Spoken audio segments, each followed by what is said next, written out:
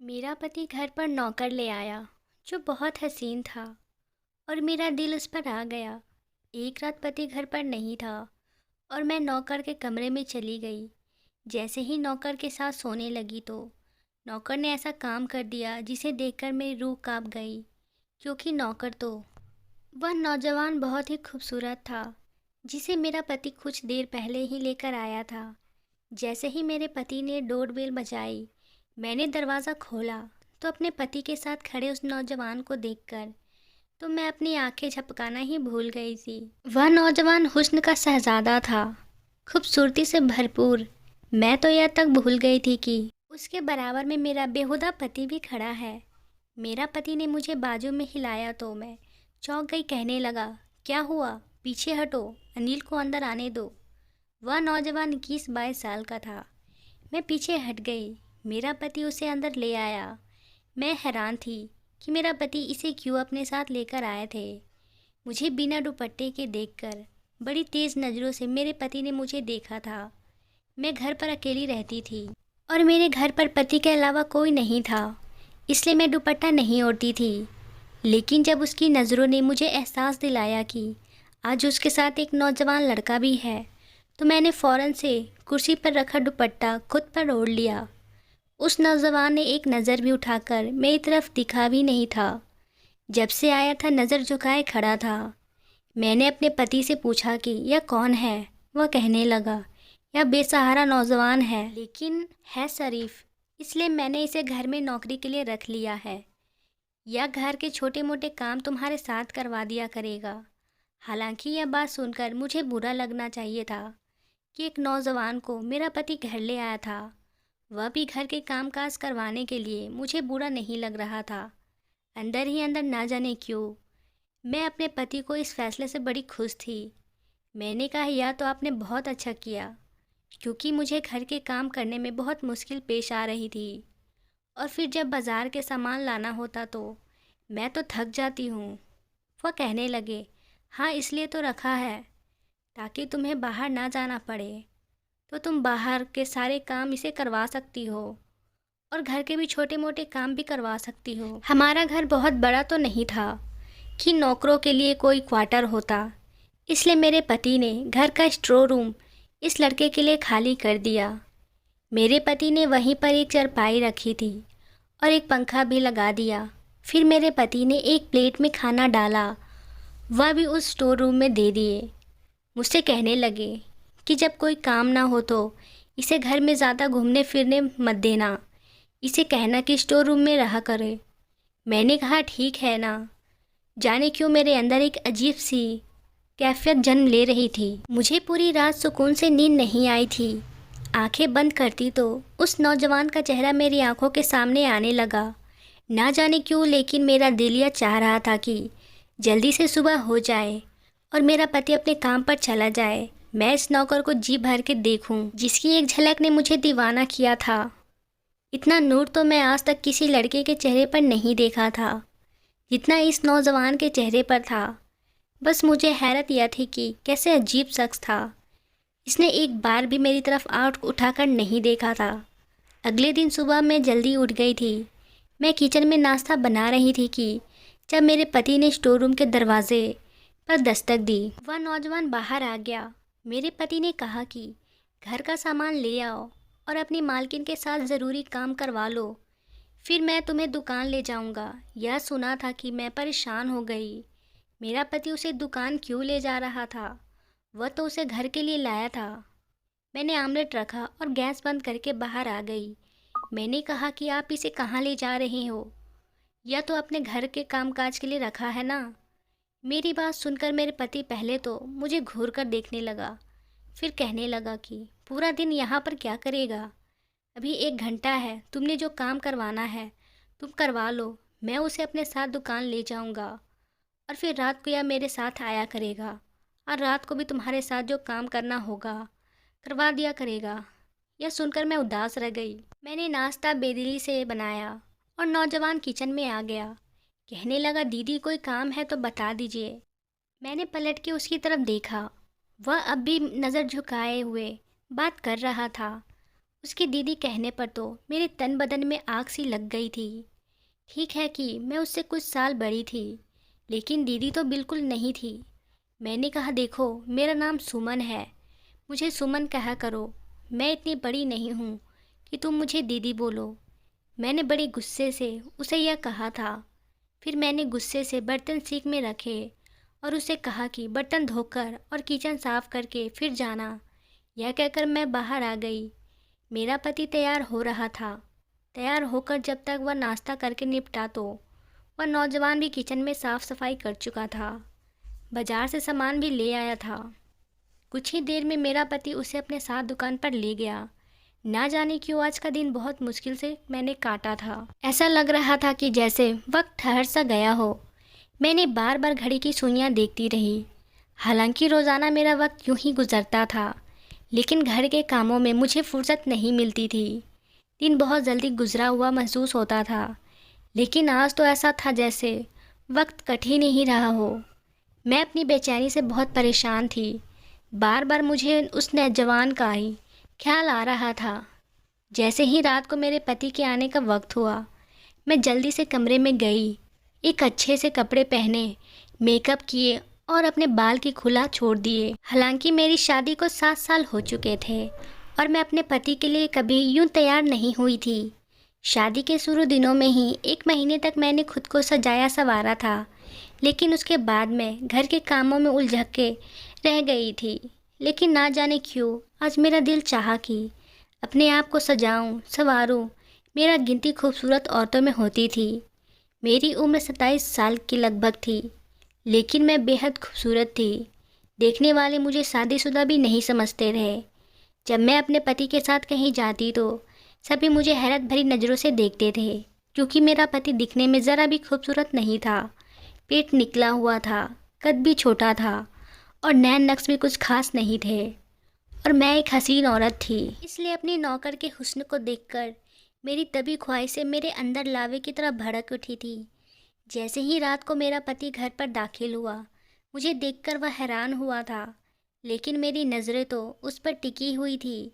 पूरा दिन मैं ना जाने कैसा काटा था, लेकिन वह बड़ा अजीब शख्स था। एक नज़र उसने मुझ पर डालकर नहीं देखा, और यह बात मुझे अंदर से और भी उलझा दी। बल्कि मेरा पति मुझे देखकर बड़ा खुश था। खाना खाने के बाद कहने लगा, आओ सुमन, आज मैं तुम्हें लॉन्ग ड्राइव पर लेकर जाता हूँ। तुम बहुत अच्छी लग रही हो। लेकिन मैं उसके लिए राजी नहीं थी, जिसके लिए मैंने यह सब तैयार की थी। उसने तो एक आँख भर कर भी मुझे नहीं देखा था। मैं चाहती थी वह मुझे देखे और देखकर अपने होश खो दे, क्योंकि मैं भी हुस्न से कम न थी। लेकिन वह तो सीधा स्टोर रूम में चला गया। मैंने अपने पति से कहा कि मेरे सर में दर्द है, मुझे कहीं नहीं जाना। यह कहकर मैंने अपने कमरे में चली गई। बड़े ही बेदिली से मैं चूड़ियाँ उतार कर सामने ड्रेसिंग पर रख दी। अपनी ज्वेलरी उतारी, बालों का जूड़ा बनाकर बालों को क्लेचर लगा लिया और कपड़े भी बदल लिए। अब मैं सोचने लगी किस तरह से इस नौजवान को अपने पास खींचूं। मेरे दिमाग में बस एक ही तरकीब आई थी।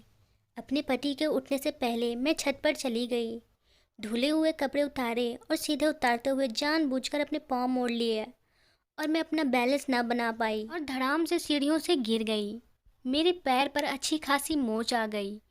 इस घटना अलग सूझ गया था। मैं रोने लगी, चिल्लाने लगी। मेरा पति और वह नौजवान दोनों ही अपने कमरों से निकलकर बाहर आ गए। मुझे मेरे पति ने जब छत की सीढ़ियों से नीचे देखा तो कहने लगा, क्या हुआ? मैंने कहा कि मेरा पाँव टूट गया है। जब वह मुझे खड़ा करने लगा तो मेरी तो चीखें निकलने लगी। मैं सचमुच में अपने पैर की हड्डी तोड़वा चुकी थी। मेरा पति मुझे सहारा देते हुए गाड़ी में बैठाकर हॉस्पिटल ले गया। डॉक्टर ने बताया कि मेरे पाँव की हड्डी टूट चुकी है। मेरे प्लास्टर बांध दिया गया और मैं बेड पर आकर लेट गई। मेरा पति बेहद परेशान था। कहने लगा कि अब मैं काम पर कैसे जाऊं? ऐसा करता हूँ, इस लड़के को भेज देता हूँ। फिर कहने लगा कि इसे तो अभी दुकान पर गए हुए कितने दिन हुए हैं, इसे तो दुकानदारी का पता भी नहीं है। मैंने कहा कि आप अपनी दुकान पर जाओ, इस लड़के को यहाँ छोड़ जाओ। अगर मुझे किसी चीज़ की ज़रूरत होगी तो मैं इसे कह दूँगी। मेरा पति भी मेरी बात मान गया। वह काम पर चला गया और मैं बेहद खुश थी। हालांकि मेरे पाँव में दर्द के तीर उठ रही थी, मेरा घुटना हिलने से इनकार कर रहा था, लेकिन मेरा दिल बड़ा ही बेफिक्र था। पति के जाते ही मैं इस नौजवान को पुकारा और साथ ही अपना दुपट्टा उतार कर सामने सोफे पर फेंक दिया। जैसे ही वह कमरे में दाखिल हुआ, नजरें झुकाए कहने लगा, जी कहिए। मैं यह कहना चाहती थी कि वह मुझे देखे। मैंने उसे कहा कि इधर आओ। वह मेरे पास आ गया, कहने लगा, क्या चाहिए आपको? वैसे मैंने खाना बना दिया है, मुझे खाना पकाना आता है और किचन और घर की सफाई भी कर दी है। मैंने उसे कहा कि इधर बैठो।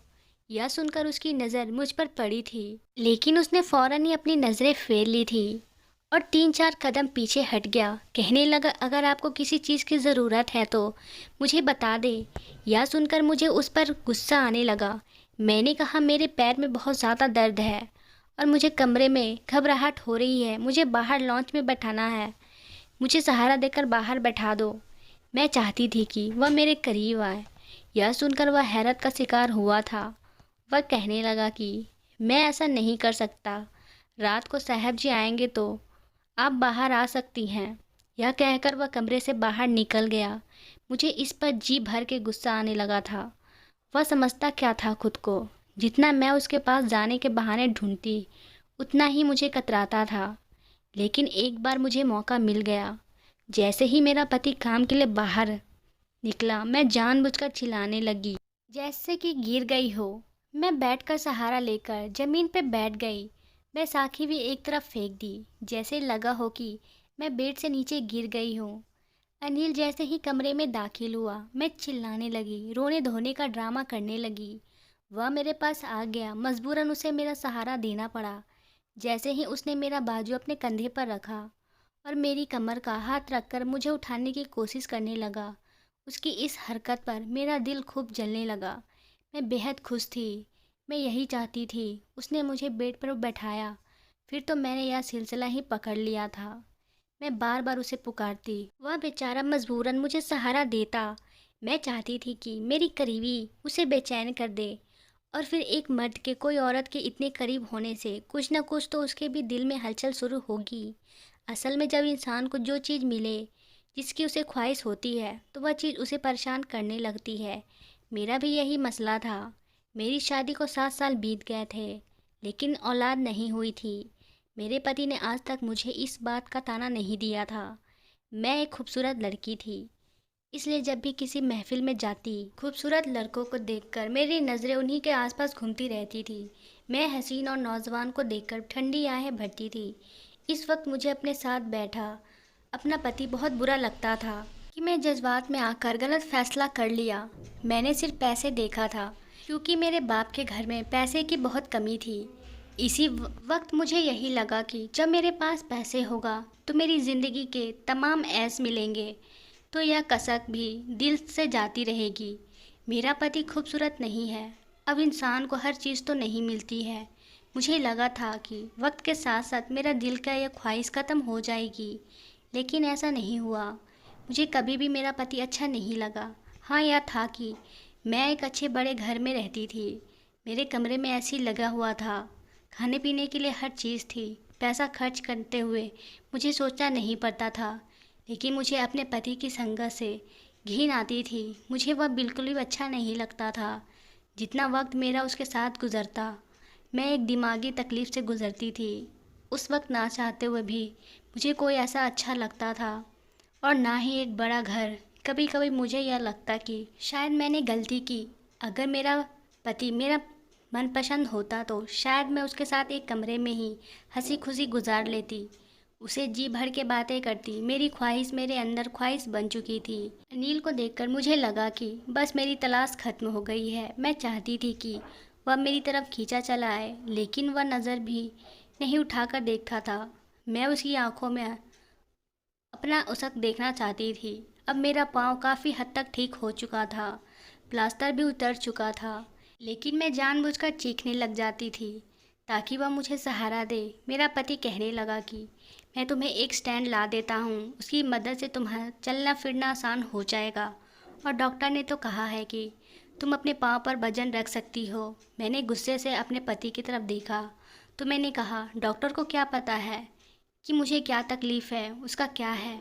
वह तो जो चाहे कह देगा। लेकिन यह ड्रामा भी तो कब तक कर सकती थी। मैं अपने पति से पीछा छुड़वाना चाहती थी। एक बार जब मेरा पति दुकान पर किसी से बात कर रहा था, उसके पास नोकिया का छोटा सा मोबाइल था, लेकिन वह बात करने में बिजी था। मेरा पाँव अब चलने फिरने के काबिल था। मैं जानबूझकर धीरे से चलती हुई किचन के दरवाजे तक चली गई। वह किसी से कह रहा था माँ को कि मैं बहुत जल्द तुम्हारे घर भेज दूँगा।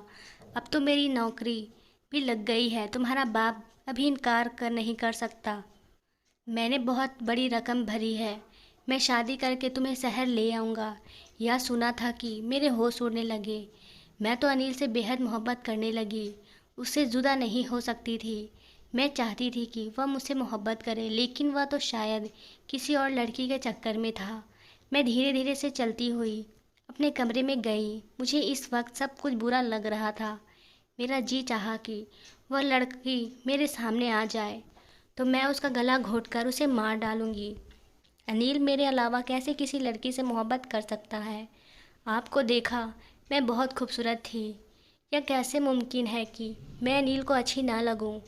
वह कैसे मेरे अलावा किसी भी ऐसी लड़की की तरफ देख सकता है? फिर मेरे दिमाग में आने लगा कि हो सकता है कि वह लड़की बहुत खूबसूरत होगी, मुझसे भी ज़्यादा हसीन होगी।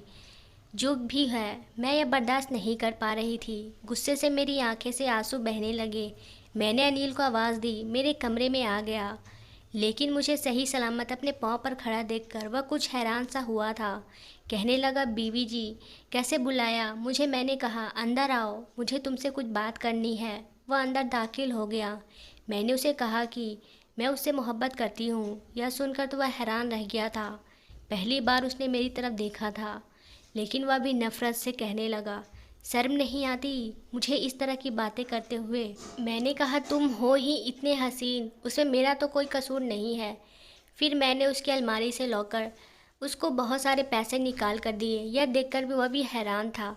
मैंने कहा, मैं तुम्हें नोटों से भर दूंगी अगर तुम मेरी ख्वाहिश पूरी करोगे। मेरी बात अभी तक थी। उसने जोरदार थप्पड़ मेरे मुंह पर मार दिया। कहने लगा, उससे आगे एक लफ्ज़ और कहा तो मैं मालिक को बता दूंगा कि आपकी क्या सोच है। मैं तो हमेशा आपको बड़ी बहन की तरह समझता था। आपको शर्म नहीं आती मेरे बारे में ऐसा सोचते हुए? मुझे उसके थप्पड़ से इतनी तकलीफ़ नहीं हुई जितना उसके बहन कहने से हुई। मैंने कहा, नहीं नहीं हूँ मैं तुम्हारी बहन, मैं तुमसे मोहब्बत करती हूँ, तुम्हारी मोहब्बत में दीवानी हूँ। मुझे हर कीमत पे तुम्हें पाना है। और जिस लड़की से तुम शादी की बात कर रहे थे, मैं तुम्हें वह भी नहीं करने दूंगी। और अगर तुमने कोशिश की तो तुम मेरे पति को मेरे बारे में कुछ भी बताओ तो तुम सोच भी नहीं सकते कि मैं तुम्हारे साथ क्या कर सकती हूँ। मैं जुनूनी हूँ। मैं दीवानों की तरह चिल्लाकर उसे कह रही थी। यह सुनकर वह फौरन से कमरे से बाहर निकल गया। अगले दिन जो कुछ हुआ, उसने कहा कि मैं तो होश खो बैठी थी और मेरे पति से कहने लगा कि मैं आपकी नौकरी नहीं कर सकता। मेरे पति ने कहा कि क्यों नहीं कर सकते? क्या तुम भूल रहे हो कि तुमने मेरे साथ 2 साल का कॉन्ट्रैक्ट किया है? मेरा पति कहने लगा कि इस दिन तुम रो रहे थे, हाथ जोड़ रहे थे कि मैं तुम्हें नौकरी दे दूं, और अभी तुम्हें नौकरी करते हुए 2 महीने नहीं गुजरे। वह कहने लगा कि मैं आपको वजह नहीं बता सकता। मेरे पति ने उसे कहा कि ठीक है, जो पैसे मैंने तुम्हें एडवांस दिए थे लौटा दो, मुझे वह वापस कर दो। पूरे 5 लाख की रकम मैं तुम्हें यूं ही नहीं दी थी कि तुम 2 महीने में खुद नौकरी छोड़ दोगे। मैंने तुम्हें घर पर इसलिए रखा था कि तुम एक शरीफ लड़के थे। तुम्हारे होते हुए मुझे फिक्र करने की ज़रूरत नहीं थी कि मेरी बीवी सुरक्षित नहीं है। मुझे इतना भरोसा है तुम पर, बस इसी वजह से मैंने तुम्हें रखा था। और वैसे भी मैं कल शहर से बाहर जा रहा हूँ, 3 दिन बाद वापस लौटूंगा, इसलिए 3 दिन तक मैं तुम्हें कोई छुट्टी नहीं दे सकता। वापस आकर तुम चले जाना और मेरी रकम मुझे वापस कर। मेरा पति 3 दिन के लिए कहीं जा रहा था। यह सुनकर मैं तो बहुत खुश थी। उन दिनों मैं तो अपने अनिल से अपनी हर ख्वाहिश पूरी करवा सकती थी। अनिल यह सुनकर बहुत परेशान हुआ था। अगले ही दिन मैंने अपने पति का बैग तैयार कर दिया। वह कहने लगा, इसका ज़रा ध्यान रखना, कहीं भागने की कोशिश ना करे। पूरे 5 लाख का एडवांस ले चुका है। इसे सख्त ज़रूरत थी। इसका चाचा इसके कज़न की शादी किसी और से कर देता। 5 लाख देकर ही उसने अपना रिश्ता वहाँ पक्का किया है। मुझे अब समझ आया था कि क्यों यहाँ पर काम कर रहा था। मेरा पति चला गया, अनिल भी दुकान पर चला गया। वह रात को लौटा तो उस वक्त मैं अपनी हुस्न के साथ उसके सामने खड़ी थी। मुझे देखकर उसने अपनी नज़रें बदल ली। मैं खूब तैयार हुई थी। वह सीधा स्टोर रूम में चला आया और अंदर से दरवाज़ा लॉक कर दिया। यह देखकर मुझे उस पर गुस्सा आने लगा। मैंने कहा, दरवाज़ा खोलो। कहने लगा, आप यहाँ से जा सकती हैं, मैं दरवाज़ा नहीं खोलूँगा। वह हॉल में काफ़ी देर उसका दरवाज़ा बजाती रही, फिर थक कर अपने कमरे में आ गई। मुझे उस पर बहुत गुस्सा आ रहा था। मैं भी उसी रात के 2 बजे मेरे दिमाग में ख्याल आया कि स्टोर रूम की चाबी तो मेरे ही पास है। मैंने दराज से स्टोर रूम की चाबी निकाली और बहुत आहिस्ता से स्टोर रूम खोला। सामने चारपाई पर अनिल मुंह पर चादर लिए हुए सो रहा था। मैंने धीरे से स्टोर रूम का दरवाज़ा बंद किया और उसके चारपाई पर जाकर लेट गई। कमरे में गुप अंधेरा था। जैसे ही मैं उसके गले लगी, मेरे कानों ने जो आवाज़ सुनी मेरे होश उड़ने के लिए काफ़ी था। वह तो मेरे पति की आवाज़ थी। मैं एकदम से उठकर बैठ गई। एक टॉर्च लाइट थी जो मेरे मुंह पर पड़ी थी। उसकी रोशनी से मैं चारपाई पर लेटे शख्स को भी देख चुकी थी। वह मेरा पति था। यह देखकर मेरे होश उड़ गए। वह कहने लगा, तुम्हारी हर बात मुझे अनिल बता चुका था और मैं झूठ बोल रहा था कि मैं दूसरे शहर जा रहा हूँ। मैं तुम्हारी असलियत देखना चाहता था। मैं रोने लगी। मेरी सारी सच्चाई मेरे पति के सामने आ चुकी थी।